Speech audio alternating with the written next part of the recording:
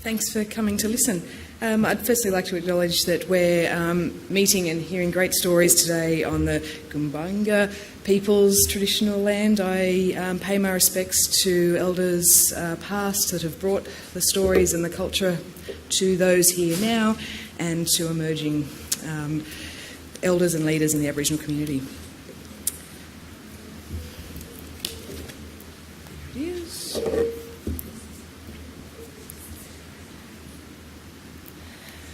So I'm going to talk about the Compost Hub we established in the Blue Mountains local government area over the last couple of years.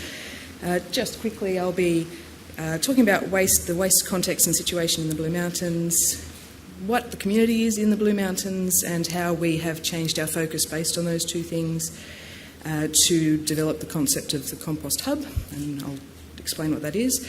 We trialled that concept. I'll tell you about some learnings and about the hub now.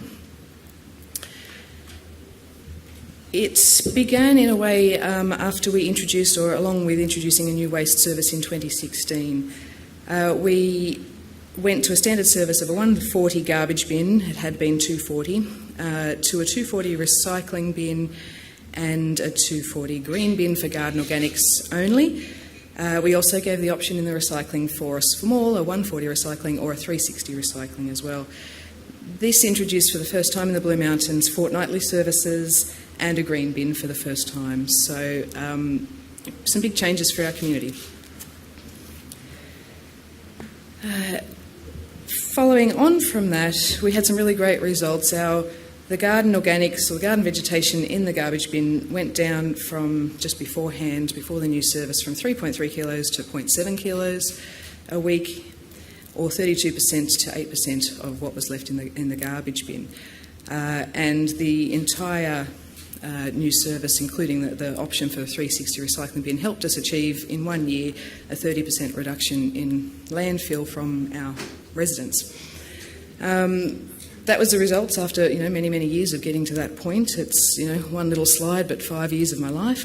But took that as these numbers are a success in anyone's book, I think, for a new waste service. And for us, Blue Mountains owns and operates its own landfill. So this stuff is really, primary motivation is around reducing what's going into that landfill and making it last as long as possible.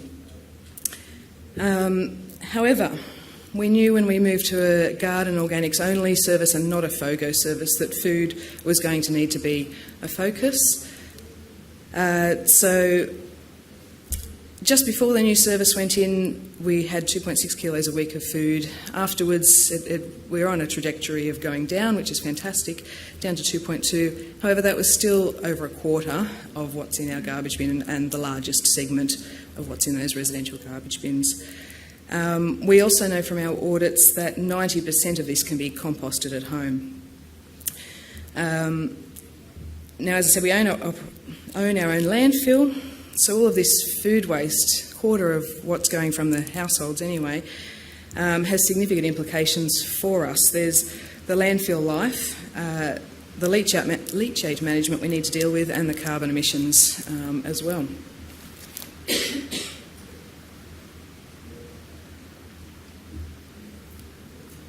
We also considered, food is going to be a focus. We knew that after the new waste service. We also gave consideration to who our community were. We'd joined with other Western Sydney councils to carry out some market research about our communities, our local communities, and in the Blue Mountains we focused on what's important to our residents and what do they value about living in the Blue Mountains. What that told us, or the results, some of the results out of that, and these are some quotes. The sense of community and friendly neighbours are strongly held values for Blue Mountains residents, and that family, friends and community were noted to be important for creating an enjoyable and meaningful life. As a local resident, I can tell you, yes, that rings very true, and it wasn't really a surprise for me, but we got some numbers to demonstrate it all, and that was great to be able to say, yes, the strong sense of community is a part of the Blue Mountains reality. We had also conducted some research about trying to quantify the reuse going on in the Blue Mountains. This was a very small and labour-intensive job, but it was a big job, but a small little attempt at it. We monitored essentially some of the online forums that people are using in the Blue Mountains. We know that thousands and thousands and thousands of people are active members on lots of Facebook pages that buy and sell and give away and pay it forward and all of those type of things. We monitored those for a while and got some clear numbers that the Blue Mountains community really do have a strong reuse culture and a strong sharing economy as well, if you wanted to frame it that way.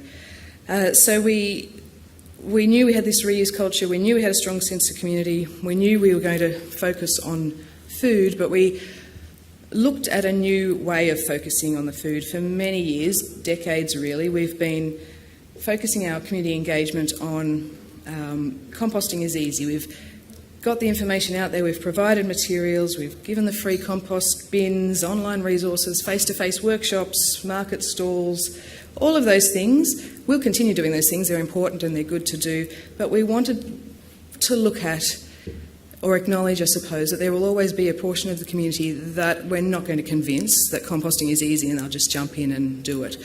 And because when we introduced the green bin in 2016, we'd come close to making that a FOGO, and when we had that conversation with our community, there was a reasonable section, quite a lot of comment coming back that people knew they should be composting but weren't really going to get around to it, didn't really feel multiple reasons. But they loved the idea of FOGO, that they could put it in a bin and someone else would do it for them. So we thought to change the focus then on, despite the fact that we have a garden organics only collection bin, what can we do for those people who are willing to put stuff into a kitchen caddy but then don't want to have to pour it into a compost bin in their own backyard? We wanted to use that of someone else will do it for you. Can we engage them on that message? And so that's where those things came together to create a Compost Hub for us. The rationale being we wanted to create an avenue for non-composting households to divert their food scraps from landfill. We took the strong sense of community, the strong reuse culture, and we wanted to help divert food waste from those non-composters, and we wanted to find a way to use all of that to connect our composting households with those that are not composting, and have someone else do it for them locally. So we thought and we also wanted to make sure this wasn't a huge amount of resource and effort from council staff and resources. So we really did create something quite simple, really, which was for council to be an enabler for making those connections. We have simply provided the tools to facilitate residents and neighbours making connections with each other. We've created an online map so that they can find each other and various supporting resources. We've used, again, to keep things low resource intensive, councils have your say web platform, and many other councils might use this. I know many do for your community consultation like we do. Turns out there's a mapping function on that website. Blue Mountains Council pays an annual registration fee or a membership fee to use this. So for us, with the Compost Hub, there was no extra expense. It's intended to seek feedback from people on issues and projects that council's implementing or proposing to implement, but we've co-opted it for the purpose of helping people pin themselves on maps and find each other, find local neighbours. The way it works very basically is that participants choose whether they want to be a compost champion, a composting household, or a contributor, a non-composting household. They provide on the pins on this map some contact details and any other messages that they choose so that they can all get in contact with each other without any input from us. This particular participant sort of went over and above and put a photo of herself in the veggie garden and so on, and it's an appealing way to make connections with your neighbours or nearby people. The other supporting resources we've provided are composting booklets. We've done some little short, simple videos of staff on Council's website on here's how you compost, what you do, how to put it in there. We've made bin stickers, which are about the size of, if you're at the last night's dinner, about the bread and butter plate size to go on bins, just to advertise that this is a household doing something positive, to normalise this, and of course to promote the program. We have a downloadable flyer on the website for the champions can print off and distribute to their neighbours saying, hey, I'm willing to take your food scraps if you're interested, knock on my door, give me a call, whatever they choose. We also provide the compost bins for free to the champions when they've created a hub, and the kitchen caddies for the contributors. And we'll provide a couple of caddies so that they can drop one off and have a clean one in their kitchen while the champion is dealing with the full one. So that was all the idea. We trialled it a couple of years ago now with the objectives to divert food scraps from non-composting households, obviously for the purpose of decreasing food to landfill. We wanted to increase the community's knowledge and comfort with composting and to trial a method that might be suitable to roll out across the whole LGA. So the trial, briefly. We had 18 hubs established. People were pretty keen to get on board. 9 of those hubs collected data for us, representing 28 households.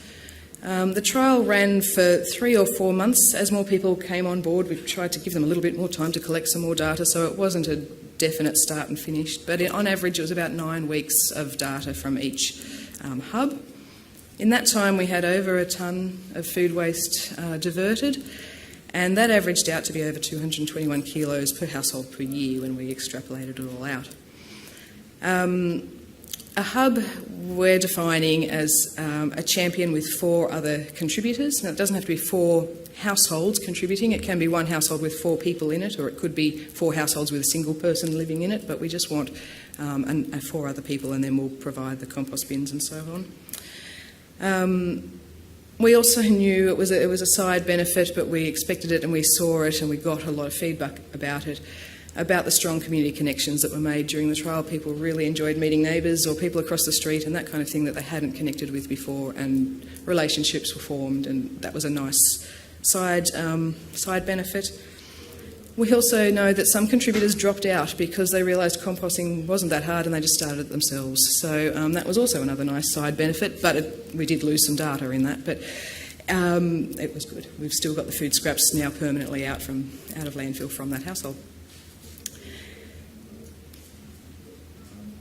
The learnings. What worked was making it easy for the champions. We essentially allow them or ask them to decide how the food scraps will be delivered from their contributors and how they'll communicate with their contributors. The downloadable flyer was beneficial. People appreciated that, to be able to knock on people's doors with it or to leave it in a letterbox. And the little dealing with food scraps video we put on the website was noted as being useful as well. Making it easy for the contributors, the caddies, popular as we've heard earlier today.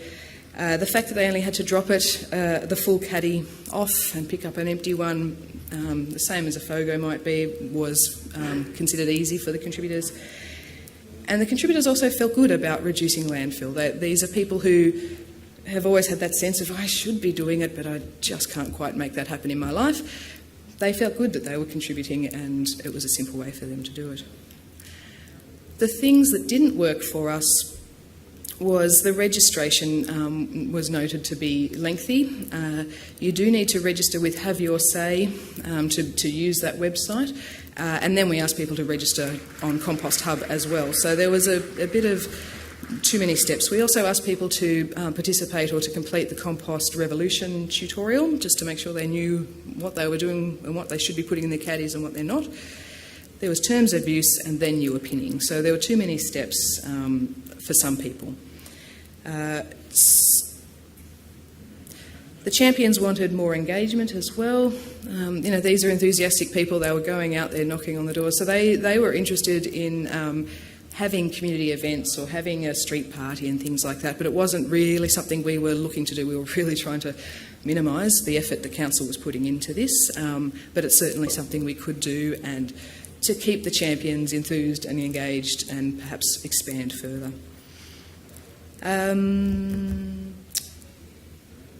And the other issue we had with Have Your Say was that once a pin has been put on that map, it can't be deleted. You can remove the contact details that are associated with it, but if there were any real strong privacy concerns from any of the participants, we couldn't delete that map pin. Some of the obstacles we had to overcome, really in the designing of the trial, but also through the trial, was coming to an agreement about whether these people were volunteers of council or participants. So we overcame that. Obviously, if they were volunteers, they were essentially employees of council, and that was going to create a lot of issues. We weren't supervising, we weren't training how they should manage their compost systems and so on. So we made it very clear in the terms and conditions that these people were absolutely not volunteers, they were participants in a council program. And so they tick the box to accept that. They also, part of the terms and conditions is around council liability, that they waive all make sure they agree that council won't be held responsible if anyone trips over on the way to someone's front door, dropping off a caddy, or if it turns out that they've entered someone's house who's not very nice and horrible to them, or whatever. So we made sure that council was indemnified in the terms and conditions as well. The staff time during the trial was more than we would ordinarily have, because we're putting a lot of effort into recruiting people and a lot of promotion. But once it's established, we've happy to let it tick along. And we've removed a couple of one or two steps out of the process of registration, so that, and we can also now remove that pin as well. So we've overcome a couple of things there, and after a little while with it sitting doing not very much, we relaunched a soft launch about 6 months ago. We've stuck with the Have Your Say program for the moment because it is free and it's there, and we were able to work with the platform developers to have the pin removed if anyone ever did really have a concern with it. We now have about, well, actually it says 28, but as of last night I'm told there's 29 active hubs, 50 pins for contributors, 60 for champions, about double that for registrations. You don't need to pin, so we do need a registration so that they can agree to the terms and conditions, but a lot of people weren't interested in doing this online. It turns out this works in real life. It doesn't have to be a virtual relationship you're having. So when people are just dropping off things to their neighbours, those neighbours don't need to get online and pin. They're already connected, so they can just do the registration form and get on with it.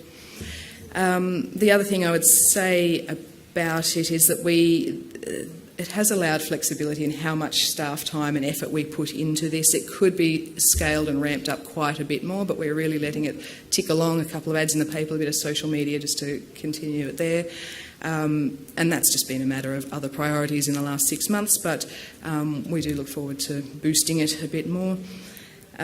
When we did the numbers around the 220 kilos a year that are diverted from landfill and ran that through some what savings does that give for council, we know that when we reach a couple of hundred households involved, we've broken even. We know that that's all it takes to pay for our time and the compost bins and so on. And in fact, we're aiming now to try and get 500 involved over the next, say, year or two, because at that point we actually make $15,000 of savings in the first year, and over 10 years it's over $500,000 in avoided landfill fees and levies, and that wasn't calculating in the airspace that we save and the value of that. I think that's the main things. Thank you very much.